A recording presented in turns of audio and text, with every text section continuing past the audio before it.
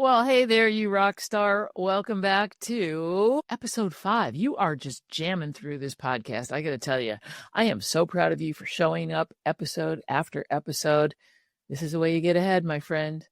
All right, welcome back to Podcasting for Real Estate Professionals.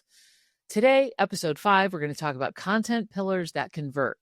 What you need to talk about on your podcast. This is where the juicy stuff happens. So if you're staring at a blank Google Doc thinking, WTF, do I even talk about on this podcast? We've all been there, trust me. So if that's the case, then this episode is for you. Spoiler alert, you don't need more ideas, but you do need a system.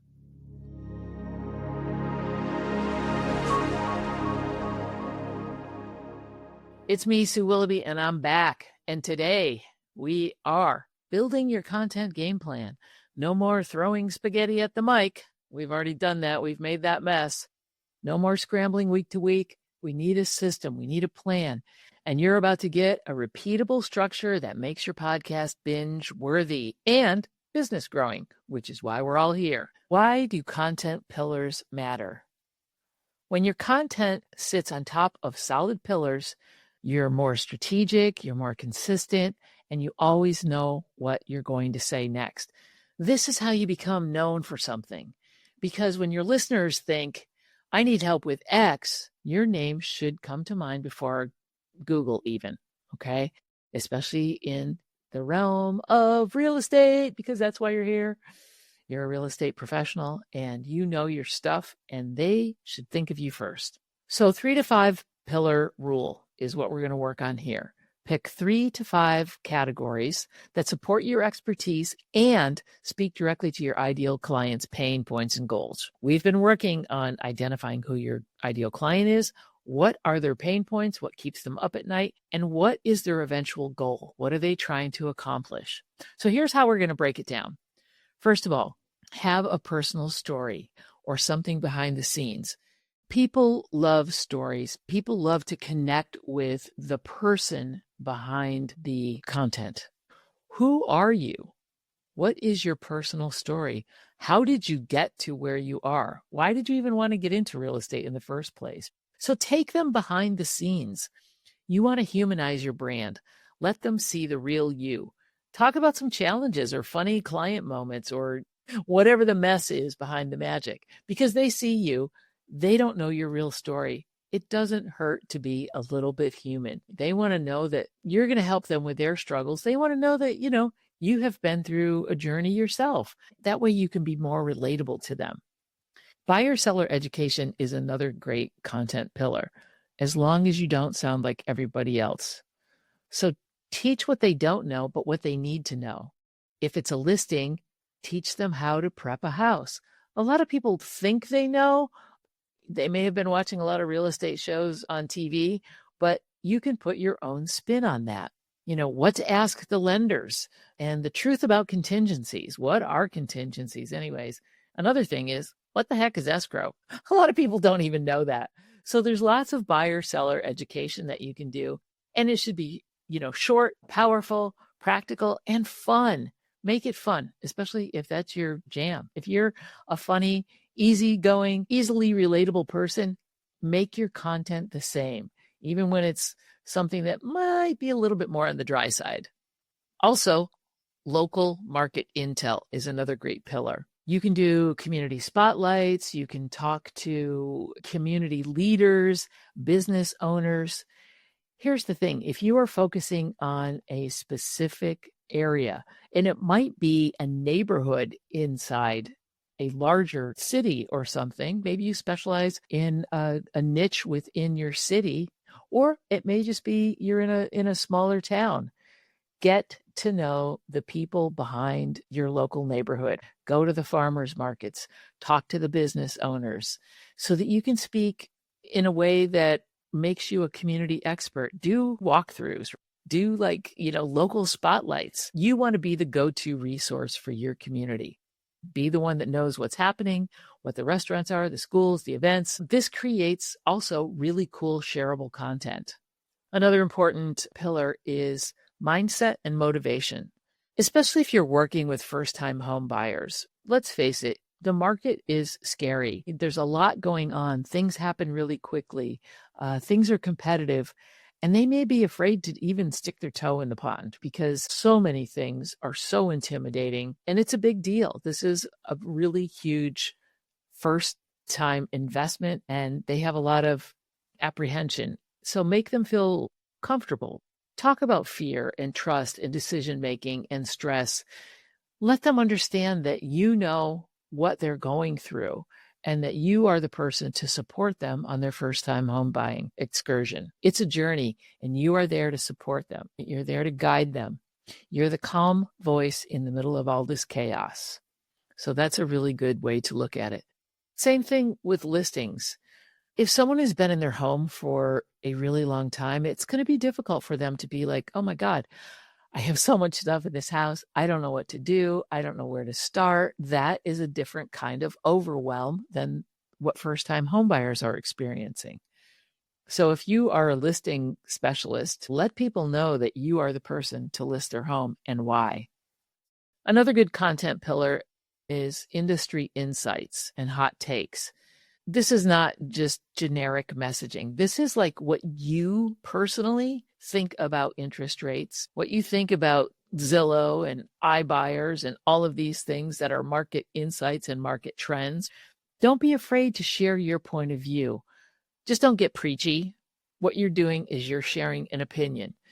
You can state the fact and then you can give your opinion on it because then they'll be like, oh, that's really interesting. I never thought about that. Thank you for bringing that to my attention. Here's a good thing when you're doing a check on a content pillar. Ask yourself this. Does this pillar help my audience make a decision faster? Does it help build trust? Does it position me as the obvious choice? So if you ask yourself those three questions, that's a really good way to gauge whether this content pillar is going to, help serve your clients better. So I want to know, does it help them make a decision faster? Does it build trust? And does it position you as the obvious choice? If the answer is no, then ditch it or rework it. We're not here to fill airspace. There's lots of people out there doing that. You're here to help move your clients in the right direction and also move them to take action and hire you as an agent. Each of your episodes should hit on one of those content pillars that you have decided to shape your podcast around. Rotate them through. You don't have to get stuck in any one content pillar and exhaust it. Rotate them through because people want to get different types of knowledge. Maybe one content area is not going to resonate with them, but they're like going to tune in again. They're like, oh, okay. Or they're going to go back and look at your previous episodes and find stuff that they need to know about. You can also repeat with new angles.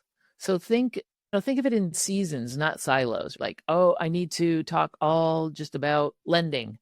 You can also have guests on your show. So for example, if you're doing community piece, interview some local business owners. It's fun for you. You get to know them better. And guess what? They may refer people to you as well. So you get in front of their audience because they're going to share your content with their audience. I think that is really a brilliant thing to do. So community leaders and all of those kinds of people. Also, experts in our field, right? Interview some inspectors, interview lenders, interview title and escrow people. These are all topics that people will find interesting if you present them in an interesting manner. So for example, if you're talking to a home inspector, you can tell a funny story about a wild inspection that went sideways, or a checklist episode for what people can expect. Like, what are the top 10 things that you need to know before listing your home? What are the top 5 things you need to know before you speak with a lender?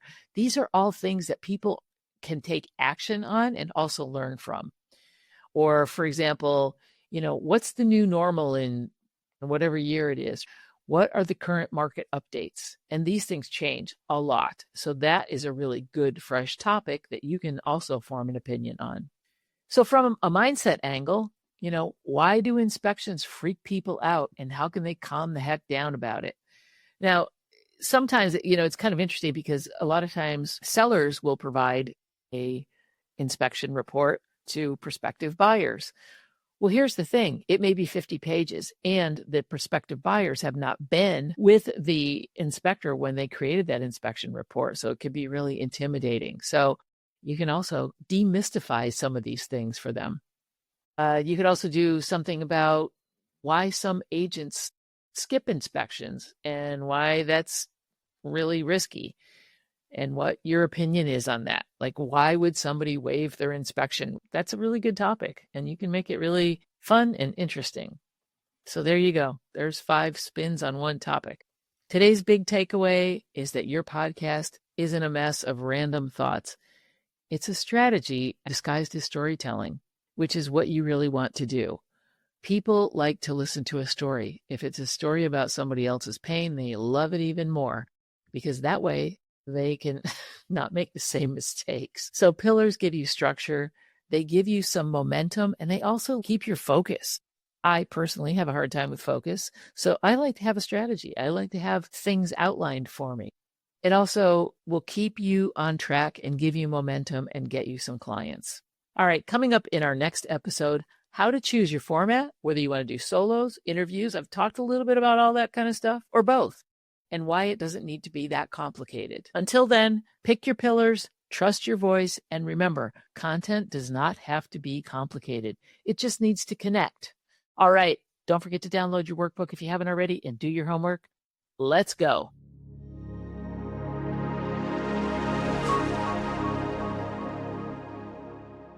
If you're nodding along but not really writing stuff down, then you're only getting half of the value. So that's why I created a simple companion workbook for this podcast. Just click the link below in the show notes, download it, and begin building your legacy today.